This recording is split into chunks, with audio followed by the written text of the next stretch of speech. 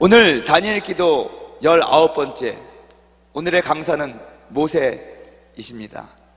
우리 모세께서 말씀하시는 본문은 신명기 9장 25절에서 29절까지의 말씀입니다. 우리 다 같이 한번 합독하도록 하겠습니다. 시작. 그때 야훼께서 너희를 멸하겠다 하셨으므로 내가 여전히 40야를 야훼 앞에 엎드리고 야훼께 간구하여 이르되 주 야훼여, 주께서 큰 위엄으로 속량하시고 강한 손으로 애굽에서 인도하여 내신 주의 백성 곧 주의 기업을 멸하지 마옵소서. 주의 종 아브라함과 이삭과 야곱을 생각하사 이 백성의 완악함과 악과 죄를 보지 마옵소서. 주께서 우리를 인도하여 내신 그 땅 백성이 말하기를 야훼께서 그들에게 허락하신 땅으로 그들을 인도하여 드릴 만한 능력도 없고 그들을 미워하기도 하사 광야에서 죽이려고 인도하여 내셨다 할까 두려워하나이다. 그들은 주의 큰 능력과 펴신팔로 인도하여 내신 주의 백성 곧 주의 기업이로소이다 하였노라. 아멘. 한번 따라하겠습니다. 중보기도는 나라와 민족과 열방을 구합니다. 구약 성경에서 가장 대표적인 사람이 있다면 누굽니까? 모세입니다. 사실 성경 자체는 토라라고 해서 지금도 유대인들은 그것을 성경이라고 인정을 하는데 모세오경, 모세가 쓴 창세기, 출애굽기, 레위기, 민수기, 신명기 이 5권을 얘기하는 것입니다. 구약 성경에서의 가장 핵심적인 사람이 있다면 모세죠. 또 신약에서의 가장 핵심적인 사람이 있다면 저는 바울 사도를 말씀드리고 싶습니다. 이 두 사람은 성경의 대부분을 기록도 하였지만은 하나님으로부터 절대적인 권위를 부여받아서 하나님 대신 우리 백성들에게 하나님의 뜻을 전달했던, 또 하나님의 뜻을 이루게 했던 사람 중에 하나라는 것입니다. 특별히 이 모세는 하나님의 절대 주권이 함께했던 사람입니다. 그리고 이스라엘을 구원하기 위하여 특별히 준비된 자가 모세였습니다. 모세가 태어날 때 그 애굽왕 바로가 태어난 아이가 남자아이면 다 죽이라고 그랬습니다. 모세는 태어나자마자 죽을 운명에 처해 있었습니다. 그런데 모세는 죽지 않았습니다. 성경은 이렇게 기록합니다. 아이가 너무 준수해서 차마 죽일 수가 없던 거예요. 그래서 인생은 잘나고 봐야 되는 것 같습니다. 모세가 얼마나 준수했는지. 근데 여러분, 엄마가 보기에는요, 자기 아들은, 자기 딸은 다 준수해요. 갓난아이가 정말 우리가 보기에는 다 똑같거든요. 근데 엄마들한테는 다 준수한 거예요. 저는 이렇게 생각합니다. 모세가 낳는데 준수함을 보고 그를 숨겼다고 그랬는데 우리 어머님들의 믿음을 여러분 아주 높게 평가해야 된다는 것입니다. 모세는 그 엄마가 생각하기에 너무너무 준수했기 때문에 어쩌면 모세가 그렇게 성경에 나온 것처럼 준수하지 않았을지도 몰라요. 엄마가 보기에는 준수한 거니까. 어찌됐든 간에 하나님께서 그 엄마에게 감동을 주셔서 모세를 죽이지 않았습니다. 바구니를 만들어서 물에 나일강에 띄웠죠. 그래서 바로의 공주가 그를 발견하고 바로의 궁에서 자라납니다. 태어날 때부터 범상치 않은 사람이었죠, 모세는. 그리고 바로의 공주, 왕자로서 자라다가 자기 동족을 때립니다. 그리고 자기가 히브리인인 걸 알고 도망을 갑니다. 왕자의 신분에서 이제 도망자의 신분으로 바뀌어져서 미디안 광야에서 양을 치며 40년을 거기서 이름도 없이 삽니다. 그러다가 하나님을 만납니다. 떨기나무 앞에서 하나님을 만나죠. 거기서 하나님으로부터 소명을 받습니다. 사명을 받습니다. 가서 이스라엘 백성들을 구원해내라는 것입니다. 그는 하나님이 주신 그 지팡이, 그 권위를 얘기하는 거예요. 목자의 권위, 지팡이, 능력의 지팡이, 그것을 가지고 이스라엘 백성들에게 가서, 바로에게 가서 이스라엘 백성들을 출애굽시키죠. 그리고 출애굽시킨 이후에 하나님께서는 모세에게 십계명을 주고 율법을 주고 또 성막을 주면서 우리로 하여금 예배의 생활에 대해서 알려주게 하고 어떻게 살아야 되는지를 알려주었다는 것입니다. 구원받는 길을 알려주었다는 것입니다. 하나님을 대신해서 모세는 사람들에게 하나님의 뜻을 전달했습니다. 출애굽기 33장에 보면은 하나님께서 모세를 어떻게 설명했냐면 모세를 친구처럼 생각했다는 것입니다. 그래서 사람이 친구 만나면 대화하는 것처럼 하나님이 모세랑 그렇게 대화했다는 것입니다. 그 정도로 모세는 하나님 앞에서 친밀한 관계를 가지고 살았습니다. 하나님께서 자신을 모세에게 보여주었습니다. 얼굴을 직접 보면 죽으니까 저 바위 틈에 숨기게 하고, 그것도 그 하나님의 영광 때문에 죽을까봐 손으로 가린 다음에 하나님이 지나가시는 뒷모습만 보게 했습니다. 인간으로서 하나님의 그러한 영광을 본 사람이 없습니다. 그만큼 모세는 하나님 앞에 살았던 사람입니다. 모세가 가지고 있던 권위는 얼마나 대단한지, 모세가 구스 여인, 흑인이죠. 아프리카 여자랑 결혼을 했습니다. 사실 모세가 그 아프리카 여자랑 결혼한 것은 어떤 궁일함과 어떤 사랑함이 있기 때문에, 불쌍히 여기는 마음이 있었기 때문에 그랬다고 민수기에서는 기록을 하고 있습니다. 그런데 그의 형과 누이 미리암과 아론이 모세를 비방합니다. 여러분, 모세를 비방하자마자 어떤 일이 벌어졌습니까? 하나님께서 미리암을 문둥병자로 만들어버렸어요. 그리고 모세가 또 아론이 잘못했다고 비니까 그래도 나의 권위를 거역한 거기 때문에 미리암은 일주일 동안 저 진 밖에 가지고 진 밖에서 고생을 해야 된다라고 벌을 주십니다.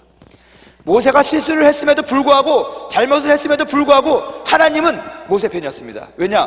하나님의 권위가 모세와 같이 있었기 때문에 그렇습니다. 레위인 중에서 고라 자손이 있습니다.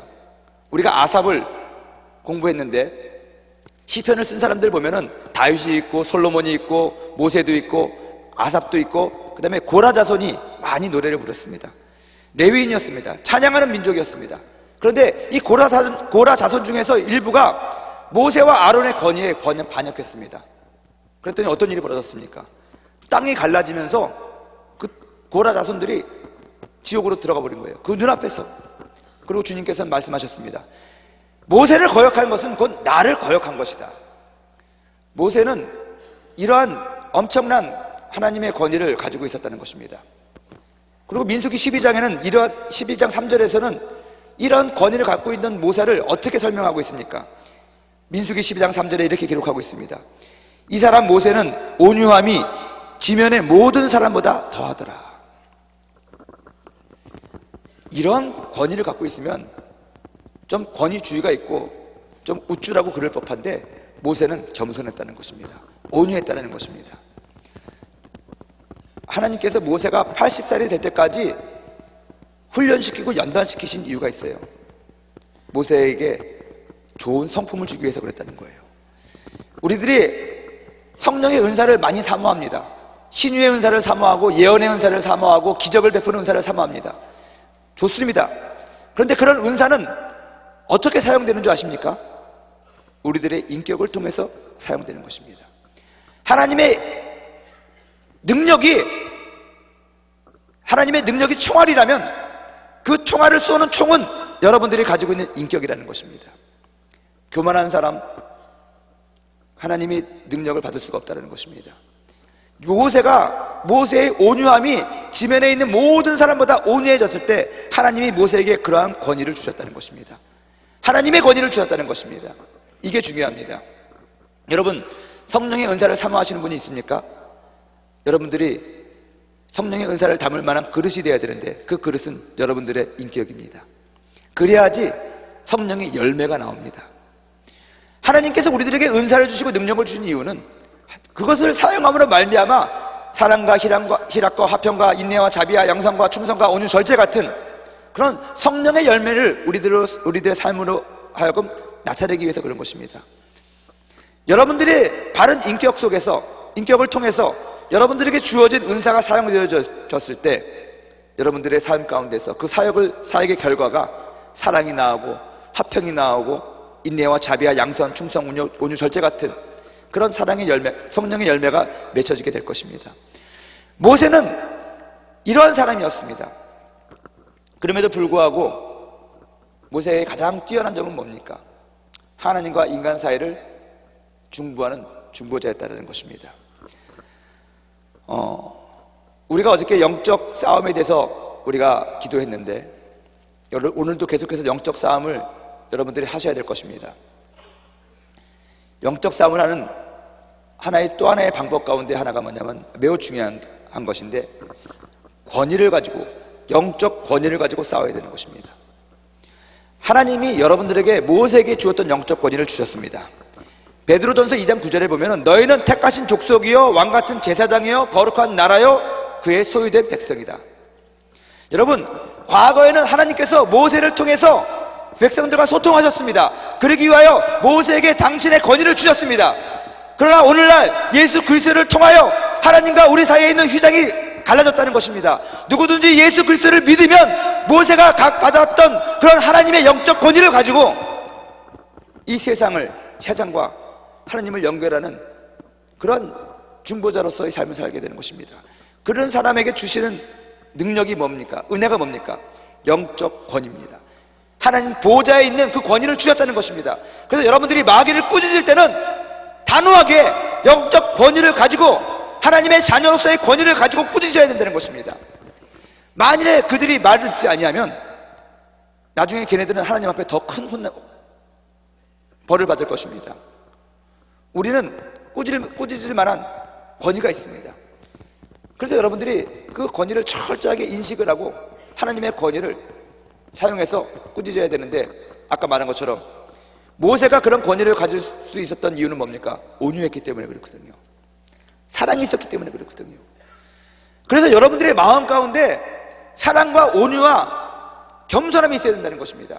내가 이것을 쫓아내므로 말미암아 내가 능력을 보여야지 하면은 권위가 쓰지가 않습니다. 권위가 발휘되지 않습니다. 사랑하는 마음을 가지고 그 권위를 사용하십시오. 여러분, 아픈 사람 얼마나 불쌍합니까? 정말 아버지의 마음을 가지고 그 아파하는 사람을 위해서 기도할 때 사랑하는 마음이 들고 애통하는 마음이 듭니다. 우리가 그저께인가 히스기야 기도할 때 저는 몰랐습니다. 그렇게 많이 아픈 청년들이 있는지. 그냥 모든 청년들은 그냥 좀 사사로운 병이 있고 그러겠지, 이렇게 큰 병이 우리 청년들에게 그렇게 많을까? 그랬더니 뭐 심장병도 있고 혈우병도 있고 뭐 정말 많더라고요. 심각한 병들이 있더라고요. 암도 있고 피부암도 있고 뭐도 있고. 제가 기도를 하는데 정말 마음이 아팠습니다. 그래서 기도하다가 그런 마음이 들었습니다. 주님, 제가 보니까 20대 초반밖에 안 됐는데 그냥 얘 병을 나한테 주십시오. 나는 병이 있어도 이겨나갈 수 있는 의지가 있고 믿음이 있는데 이 친구는 그 병 때문에 모든 것을 포기하는 것 같습니다. 그래서 하나님 잊어버리지 말고 이 병을 나한테 차라리 주십시오. 그리고 얘를 좀 고쳐주십시오. 그 사랑하는 마음인 것 같더라고요. 눈물이 나더라고요. 그랬더니 권위가 생기는 거예요.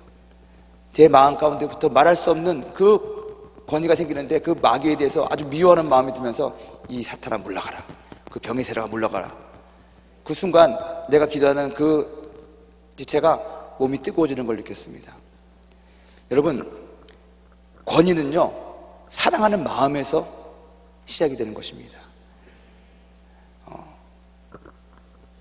오늘날 우리가 예수님을 통해서 이런 같은 권위를 가졌다는 것은 뭡니까?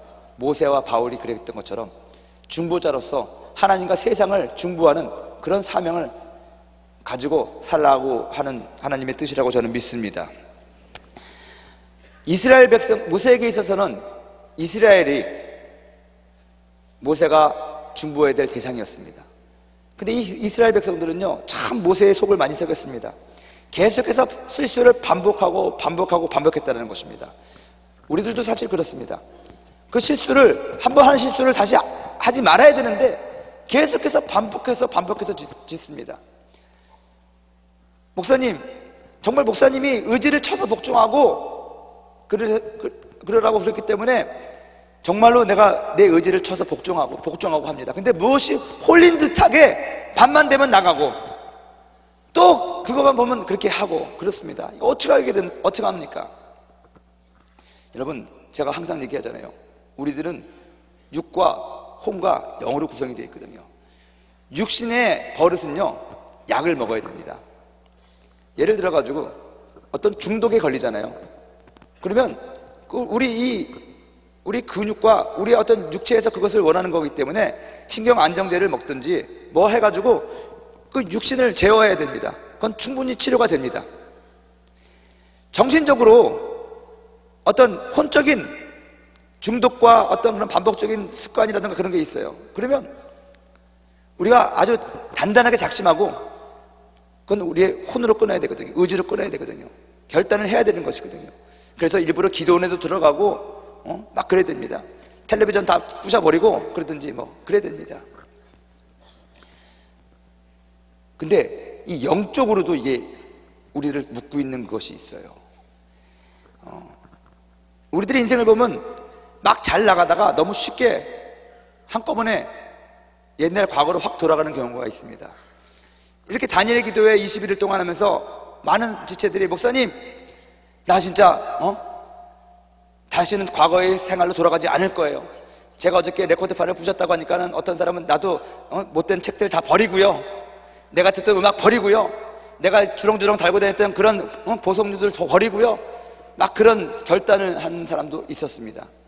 하지만 며칠 못 가가지고 또다시 글로 돌아가게 될 수도 있습니다. 제가 아는 지체가 그랬거든요. 예수전도단 DTS를 갔다 오더니 귀걸이도 옷도 다 동생한테 주고, 나는 이제부터 검은 치마하고 하얀 옷만 입고 다닐 거야. 내 화장품 네가 다 써. 그러고 나서 한 달 돼가지고 다시 사기 시작하는 것입니다. 여러분, no turning back. 우리는 다시 뒤돌아가서는 안 됩니다. 근데 우리를 뒤돌아가게 하는 원인이 있습니다.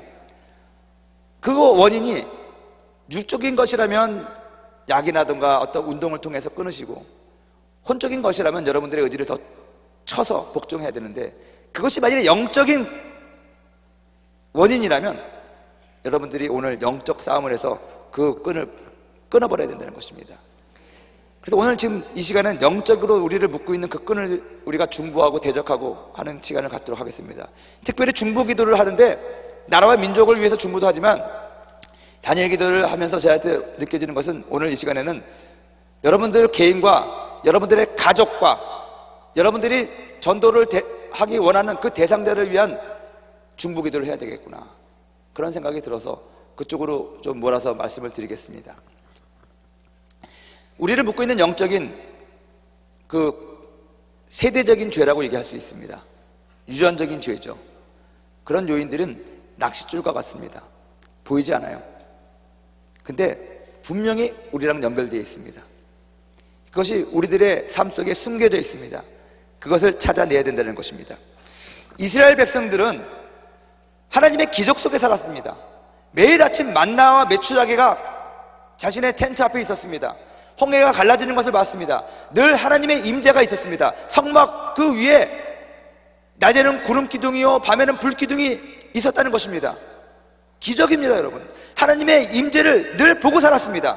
그럼에도 불구하고 그들은 조금만 환난이 오고 고난이 오고 불편한 것이 오면 하나님을 욕하고 불평하고 모세에게 돌을 들어서 치려고 그러고 그랬다는 것입니다.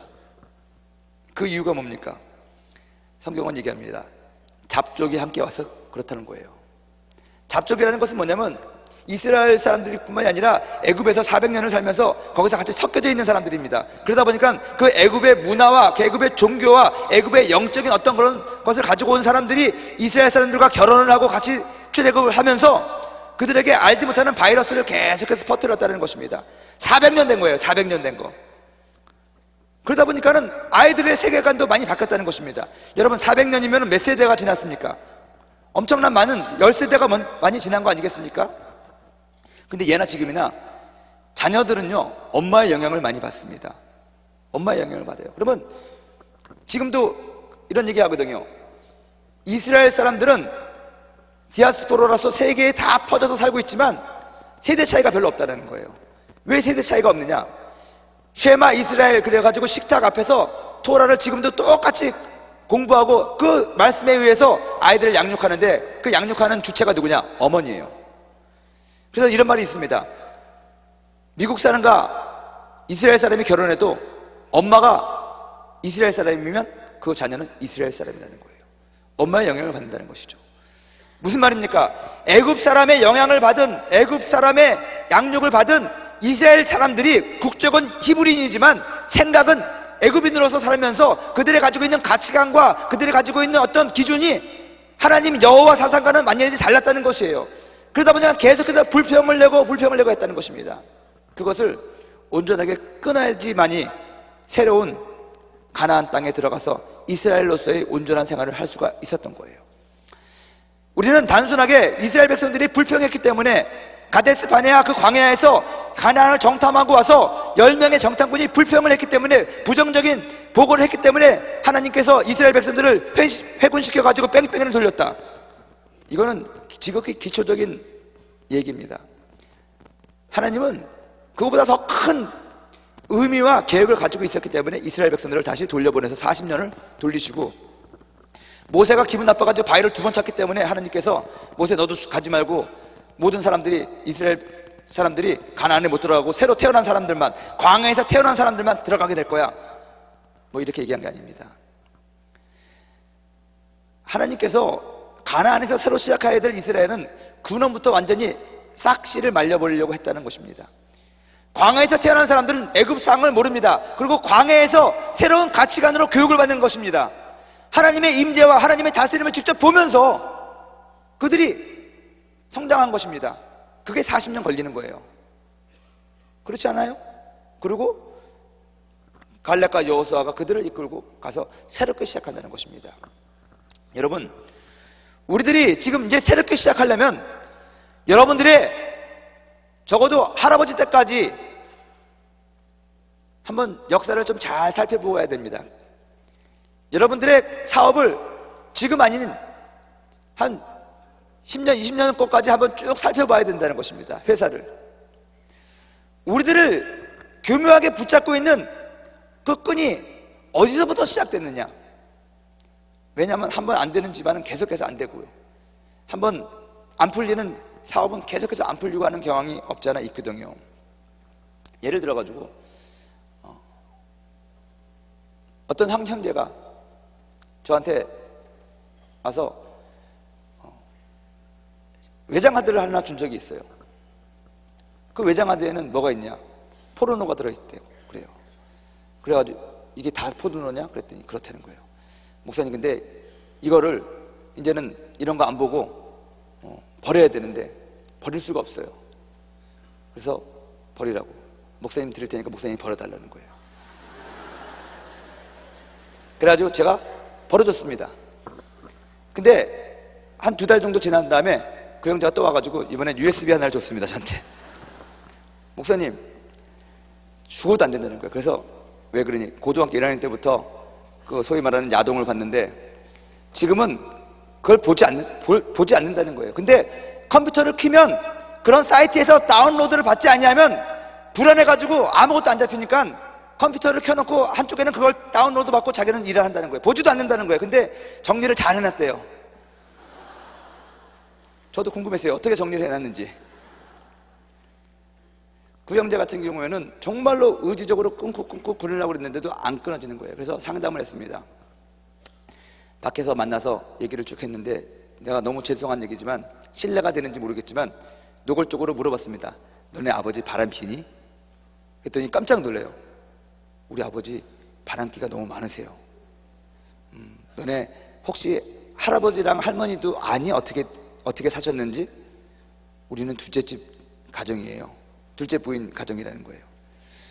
거기서부터 이제 우리가 문제를 찾는 것입니다. 이런 음란함과 이런 것들은요, 정말 대대로 이게 세대적인 죄가 돼서 우리한테 오기 때문에 우리 같은 젊은이들이 이기지 못할 수 있습니다. 그거는 끊어줘야 되는 거예요. 그래서 이거 진짜 미안한데 네가 생각할 수 있는 너의 그 조상까지 올라가가지고 어디서부터 이러한 바람기가 시작이 됐는지 한번 생각을 좀 해보자. 그랬더니 제가 알기로는 우리 할아버지 때부터 그랬다는 거예요. 우리 할아버지가 일본에서 살다가 좀 그런 얘기를 하더라고요. 잘 알더라고, 그 친구도. 그래가지고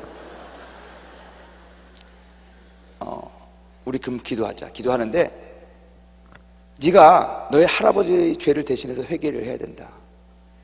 그때부터 이걸 끊어보자. 우리가 그렇게 기도했던 적이 있습니다. 근데 지금 몇 년이 지났지만 그 형제가 저한테 다시 USB 안 갖고 온 거 보니까 행복하게 잘 살고 있다고 저는 믿습니다. 이러한 것들이 끊어져야 되는데 안 끊어지는 것이거든요. 오늘 여러분들 속에 이런 것이 있다면 다 끊어지는 그런 은혜가 있기를 주님의 이름으로 축원을 드립니다. 여러분, 모세가 기도를 합니다. 이러한 이스라엘 백성들을 위해서 자꾸만 반복되는 실수를 하고 익숙한 것에 안주하고 또 이기적이고, 신앙 자체는 이기적인 것이 아니라 이타적이 돼야 되는 거거든요. 근데 이스라엘 백성들은 너무너무 이기적이었어요. 이러한 것들이 원인이 있다는 것입니다. 그래서 그런 것들을 모세가 기도해서 계속해서 끊어버립니다. 그런 거와 마찬가지로 우리도 그러한 것을 기도해야 될 건데, 기도는 우리 순복음이 갖고 있는 기도의 특징이 있어요. 잘하는 기도, 통성기도, 육과 혼을 치는 기도죠. 깨는 기도죠. 합심기도, 강력한 파워가 있는 기도입니다. 그리고 작전기도, 이런 다니엘 기도같이 뜻을 정해서 여리고, 다니엘, 모세는 40일이에요 그래가지고 막 하잖아요. 40일에도 안 되면 우리는 솔로몬 기도합니다. 1000일. 이런 식으로 해가지고 우리 순복음의 사람은 불가능은 없어요. 일주일 작정해서 안 되면 20일을 작정하고, 20일을 작정해서 안 되면 40일 작정하고, 40일 안 되면 우리 구역장님과 권사님이 3일 금식 기도합니다. 뭐 어떤 것을 위한, 하나님 1000일 합니까 말입니까? 여러분 주위에는 1000번 제사 드리는 사람 많이 있잖아요. 근데 여러분 왜 이걸 지금 얘기하냐면, 이 하나님의 보좌를 움직이기 위해서 정말로 우리 순복음 교회만큼 기도 훈련이 잘 되어 있는 데가 없거든요. 이것을 여러분들이 지금 어머니 아버님으로부터 유산으로 받아야 됩니다. 이것을 이용해서 우리가 기도를 하면 엄청난 하나님의 뜻을 이 땅 가운데 실현시키고 살 수가 있는 거예요. 개인 기도가 있고 합심 기도가 있고 중보 기도가 있는데, 여러분 모세는 특별히 이 가운데서 이스라엘을 하나님한테 대변하고 하나님의 뜻을 이스라엘에게 전하는 그런 중보 기도자로서의 역할을 많이 했습니다. 제사장이라는 뜻이 폰티악스라고 해서 다리를 놓는 사람이거든요. 하나님과 세상 사이의 다리, 그것이 모세에 있던 것처럼 저와 여러분이 되어야 될 줄로 믿습니다. 자, 이제부터 그러면 본격적으로 우리가 한번 기도에 대해서 알아보고 이제 기도할 텐데요. 중보기도가 3가지 종류가 있습니다. 예수님이 했던 것처럼 대제사장적인 중보기도가 있습니다. 요한복음 17장을 나중에 여러분들이 한번 보세요. 요한복음 17장은요, 예수님께서 우리들을 위해서 중보기도해 주신 대제사장으로서의 중보기도가 나와 있습니다. 하나님을 우리들을 하나님의 손에 부탁하는 것이죠. 이들을 세상에서 보존하여 주시옵소서, 기도하는 것입니다. 두 번째는 이 동일시 회개입니다. 모세와 다니엘이 이런 동일시 회개를 통해서 자기 민족을 중보했습니다. 이 동일시 회개를 하는 한 가지 방법은 아버지의 마음으로 이 동일시 회개를 하는 것입니다. 그 얘기를 오늘 드리고, 이 기도를 한번 오늘 다른 기도도 있지만 집중해서 한번 기도하는 시간을 갖도록 하겠습니다. 죄의 특성을 보면요, 질병과 같습니다. 죄는. 그래서 죄를 반복해서 짓잖아요. 그러면 타성에 젖습니다. 이 타성에 젖어버리면 양심이 무뎌지고 죄책감이 없어지는 것입니다. 그래서 회개하지 않습니다. 회개해도 아무런 감동이 없습니다. 더 중요한 것은 자기만 그런 것이 아니라 이 죄가 굳어지고 타성이 젖어지면 남에 대해서도, 남의 아픔과 고통에 대해서도 감동이 없습니다. 여러분, 성령 충만의 증거 가운데 하나가 뭐냐면, 성령 충만하면 여러분들의 마음이 하나님의 마음으로 회복이 되거든요. 그러면 자신의 아픔뿐만이 아니라 남의 아픔을 보고 눈물을 흘릴 수가 있다는 것입니다. 근데 어느 날 남이 아프고 고통스러운데 아무런 눈물이 안 난다. 이거 심각한 겁니다. 제가 제일 심각하게 고민했던 것은, 제가 주의 종이잖아요. 근데 주의 종이 하나님 앞에 기도할 때 제일 눈물을 안 흘려요. 왜 장로님들은 눈물을 안 흘리고 초신자들은 눈물을 흘립니까? 감동이 없어졌다는 거예요. 회개의 마음이 없었다는 거예요. 일만 열심히 하다 보니까 설교도 일로 생각이 되고 기도도 일로 생각이 되고 찬양도 일로 생각이 되다 보니까 찬양할 때 감동이 없어요. 제가 젊은이 때는 정말 우리 유티니 찬양팀처럼 여기서 방방 뛰고 막 그냥 찬양하고, 저는 막 필 받으면 막 누워가지고 찬양하고 그랬어요. 강대상에서. 그날 성령이 임했다 하면 마이크 들고 나가가지고 온 사방을 뛰어다니면서 하고 막 그랬던 적이 있습니다. 그런 열정과 그런 어떤 정말 폭발하는 어떤 것이 있었는데, 교육자가 되고 나서 찬양할 때는 감동이 없어요. 이곳에 오셔서 이곳에 오셔서 부르는데, 여러분 이곳에 오셔서 하는데 손을 들었는데 손이 찌릿찌릿하고 막 머리가 쭈삣쭈삣하고 그렇습니까 여러분? 그래야 돼요 여러분. 성령 오셔서 임하소서 그러면요 손이 바들바들 떨리고 정말 막 찌릿찌릿하고 어떤 뜨거운 전율이 머리끝부터 발끝까지 있어야 된다는 것입니다. 성령의 감동과 성령의 임재가 있으면 이 성전에 정말 어디서 바람이 부는 것 같고요, 막 불이 붙어가지고 뜨거운 것 같고, 왜 이렇게 덥지 막 이런 거 있고 뭐 그런 게 느껴져야 돼요 여러분. 하나님이 같이 하면 우리도 압니다 여러분. 그 임재가 얼마나 대단한 줄 아십니까? 근데 교육자가 되고 예수 믿은 지가 오래됐는데 하루 종일 성전에서 있는데 그러한 감동이 없는 거예요. 그건 위험신호입니다. 적신호입니다. 왜 적신호냐? 양심이 그만큼 묻어졌다는 거예요. 간경화로 인해서 간이 딱딱해져가지고 이 간이 제대로 된 활동을 못하는 것 같이 우리 양심이 굳어져 버렸다는 것입니다.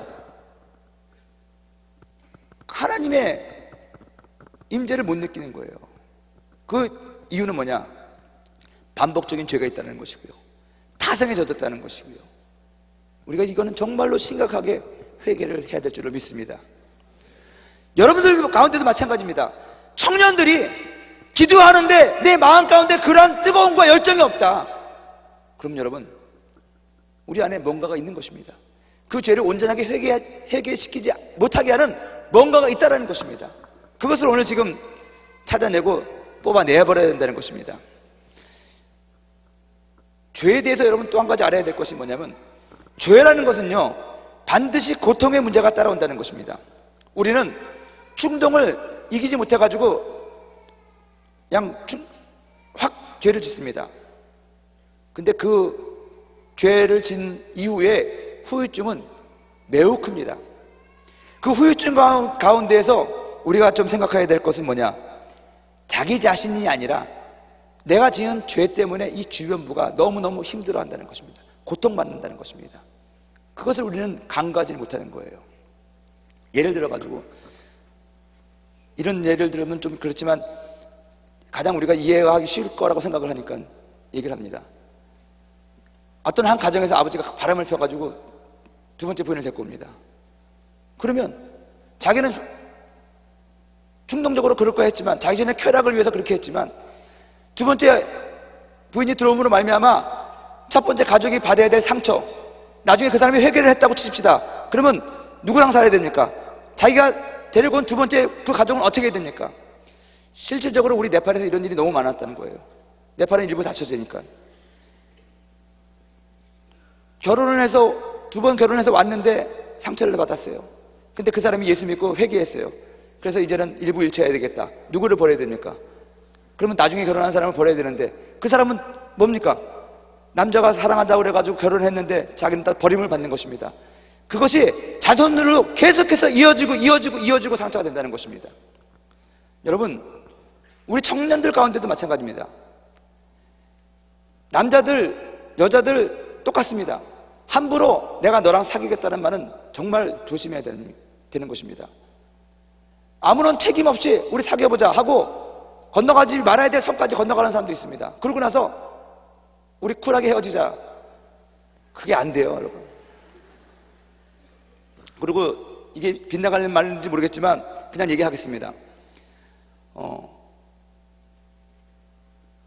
제가 남자라서 얘기하는데요, 남자는 어떤 교제라든가 어떤 그런 걸 할 때 어떤 육체적인 정욕이라든가 그런 면에 있어서는 남자는 스탑을 못합니다. 무슨 말인지 이해가 되세요? 폭주기관차라는 거예요, 남자라는 동물들이. 그러면 누가 스탑해 줘야 되냐? 여성이 노라고 얘기해 줘야 됩니다, 자매님이. 남자들은요 아무 말도 동의를 안 하시는데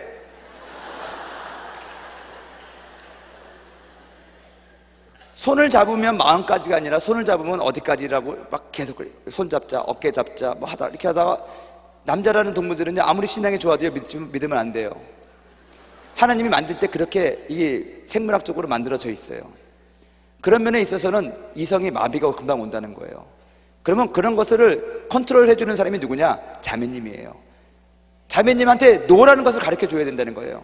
여러분들이 노해야 돼요. 근데 어떤 자매님은 내가 노라고 그러면 이 형제가 싫어하고 다른 사람한테 가면 어떡하죠? 여러분 그렇지 않습니다. 노라고 하는 여자한테 더 마음이 끌리게 되어 있습니다. 근데 만일에 이 자매가 내가 요구하는 이것을 안 했기 때문에 난 다른 사람한테 한다, 그런 인간하고는 절대로 사귀면 안 됩니다. 나중에 결혼해도 딴짓하는 놈들입니다. 그런 놈들은. 똑바로 하십시오, 여러분. 이것이 우리 안에서 제대로 분별이 안 되기 때문에 이런 것을 인해 가지고 주변부가 또 고통을 받아요. 잘 되면 모르겠는데 또 안 되면은 그 죄의 영향력이 퍼지고, 또 헤어진 사람은 또 상처받고, 또 상담을 해요. 상담하면 또 이것이 감정이입이 돼가지고 또 상처가 되고 이게 완전히 엉망이 된다는 것입니다. 죄의 싹시 사망이라는 것이요, 자기만 죽는 것이 아니라 주변부를 다 죽여요. 이거는 완전히 끊어버려야 될 줄로 믿습니다. 이것이 상처뿐만이 아니라 나중에는 분노를 가져다 줘요. 그래서 여러분, 이러한 것들이 점점 이게 막 퍼져가지고 내 다음 세대까지 이어지고 내 주변까지 이렇게 막 전염이 되거든요. 그것을 우리는 세대적인 죄라고 얘기를 해요. 한 사람의 죄가 그만큼 확장돼가지고 세대적인 죄가 돼가지고, 세대적인 죄가 되면 강력한 이것이 진을 형성하면서 사람들을 딱 묶어가지고 보이지 않는 낚싯줄을 묶은 것처럼 딱 둥지를 트고 있다는 것입니다.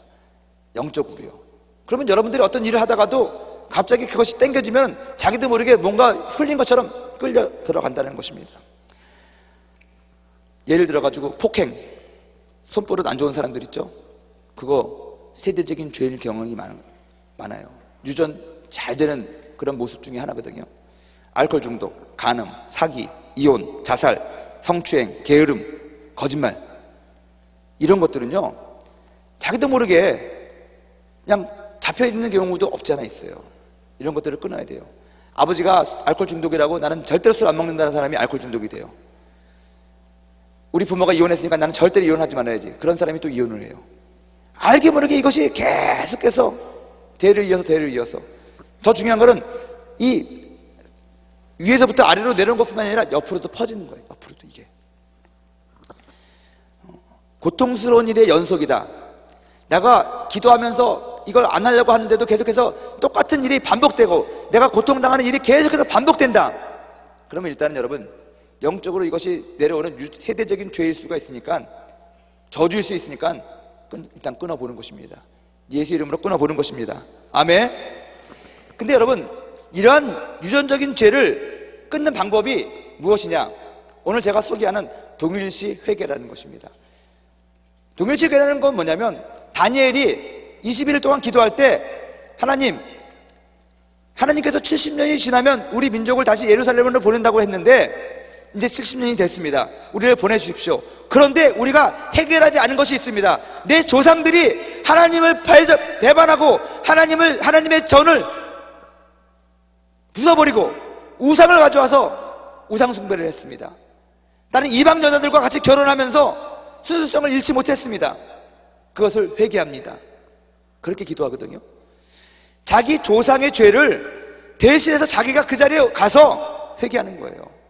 동일시 회개라는 건 뭐냐면, 만일에 여러분들의 가정을 위해서, 여러분 개인을 위해서 기도하는데 나를 묶고 있는, 뭔가가 우리 가정을 묶고 있는 계속해서 내려오는 세대적인 죄와 그런 어떤 유전적인 것이 있다라고 하면 아버지 때로, 할아버지 때로 잘 생각을 하고 연구를 해가지고 이 죄가 어디서부터 시작이 됐는지 그 근원을 한번 찾아보는 것입니다. 그때는 그들이 하나님을 몰랐으니까 이것이 죄인 줄을 몰랐겠죠. 아, 우리 할아버지 때구나. 성경에서 죄가 3대 내려온다고 그랬으니까는 일단 할아버지까지 보는 것입니다. 그러면 내가 할아버지가 되는 거예요. 하나님, 우리 조상 이분이 하나님을 몰랐기 때문에, 주변의 분위기가 그랬기 때문에 이런 죄를 졌습니다. 이런 죄를 지은 것으로 말미암아 우리 할머니한테도 고통을 주고 우리 삼촌한테도 고통을 주고 그 다음에 그 상대편에도 고통을 줬습니다. 용서하여 주시옵소서. 여러분, 회개를 할 때 그 사람의 입장으로 들어가서 회개를 대신 하는데 그가 저지른 죄에 대한 회개뿐만이 아니라 그 죄로 말미암아 상처받은 여러 사람에 대한 중보기도도 해줘야 된다는 거예요. 하나님, 우리 할아버지 때문에 상처받은 우리 작은 할머니 어떤 사람들 내가 위해서 기도합니다. 지금은 그들이 없지만 그들의 자손들만이라도 하나님 구원하여 주시고, 그때 받은 상처 때문에 혹시 그것이 또 유전이 돼가지고 계속 피해의식과 열등감 속에서 그 가족들이 살아간다면 하나님 용서하여 주시옵시고 위로하여 주시옵시고 격려하여 주시옵소서. 이게 동일시회개거든요. 여러분들이 전도 대상으로 삼고 있는 사람이 있습니다. 그런데 전도가 잘 안 되거든요. 그러면요, 그 사람을 대신해서 여러분들이 회개하는 거예요. 하나님, 내 친구 안무개가 아직까지 예수님을 모릅니다. 그렇기 때문에 그의 마음이 강박해져 있고, 그가 이번에 어디 회사에서 나가고 뭐 어쩌고저쩌고 해가지고 마음에 상처가 있어서 그러니 주님 그를 위로하여 주시옵시고, 그리고 그가 어떤 그런 삐딱한 것 때문에 다른 사람에게 막말을 하고 상처를 줬다면 하나님 그로부터 상처받은 사람들을 축복해 주시고 하나님께서 도와주셔서 그 상처로부터 자유케 하여 주시옵시고, 그렇게 중보기도 하는 거예요. 여러분, 무슨 말인지 이해가 되셨습니까? 그 죄를 시작한 사람의 죄를 회개할 뿐만이 아니라 그로 말미암아 상처받은 사람들을 위해서 중보기도해주고 도와주는 기도를 하는 것이 동일시 회개라는 것입니다. 오늘 여러분들이 기도할 때 이런 기도를 하십시오.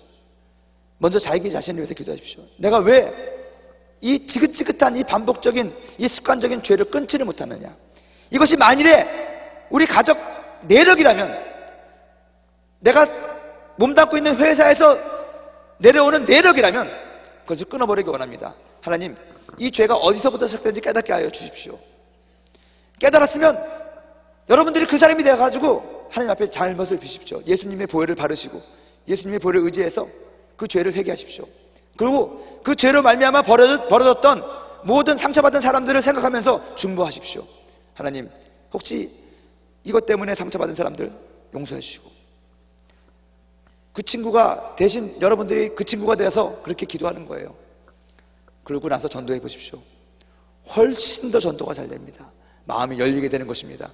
만일에 우리들을 붙잡고 있는 것이 영적인 어떤 그런 세력이라면 오늘 이 시간에 우리가 이 동일시 회개를 통해서, 중보기도를 통해서 완전히 끊어버리는 역사가 있기를 주님의 이름으로 축원드립니다. 우리 교회와 이 나라와 민족을 위해서도 기도할 때 정말 우리 교회를 위해서 중보한다면, 우리 나라를 위해서 중보한다면 우리가 그러한 마음을 가지고 중보를 해야 될 줄로 믿습니다. 아멘. 아까 말한 것처럼 하나님의 은사와 하나님의 권위가 사용되는 것은 뭡니까? 우리의 인격이거든요. 똑같습니다. 이 동일시 회개를 할 때 어떠한 마음으로 해야 되느냐? 아버지 하나님의 마음을 가지고, 아버지 하나님이 우리 가족을 쳐다보고 그 사람을 쳐다보는 그 마음을 가지고 죄를 회개해야 되는 것입니다. 왜 이런 말 하냐면, 어떤 사람은 이런 것 회개하니까 갑자기 너무 미워져가지고, 자기 아버지가 미워지고 자기 엄마가 미워져가지고 자기 자신이 미워져가지고 기도가 안 돼요 하는 사람이 있는데, 여러분, 이거 상당히 어떻게 보면은 위험한 기도일 수도 있지만 완전하게 치료하기 위해서 내가 이런 기도를 권유하는 것입니다. 대신에 이런 기도를 할 때 하나님 아버지의 마음을 가지고 아빠를 바라보시고 엄마를 바라보시고 자기 자신을 바라보시고 자기 전도 대상자를 바라보시고 그 궁일한 마음과 그 사랑하는 마음으로 그 자리에 여러분들이 앉는 거예요. 그리고 하나님, 잘못했어요. 용서해 주시고 나를 도와달라고. 그리고 나로부터, 그때부터는 이제 나예요. 그 사람이 아니라 나로부터 상처받은, 내가 욕해서 내가 때려서 상처받은 그 사람들, 그 가족들 축복해달라고. 내가 지금 어디서 무엇을 하는지 만나지는 못하지만 하나님 아시니까 축복해달라고, 그렇게 중보하고 도와달라고 비는 거예요. 그것이 온전한 회복을 가져다 줄 줄로 믿습니다. 모세는 하나님 앞에서 이스라엘 백성들의 죄를 그렇게 회개했어요.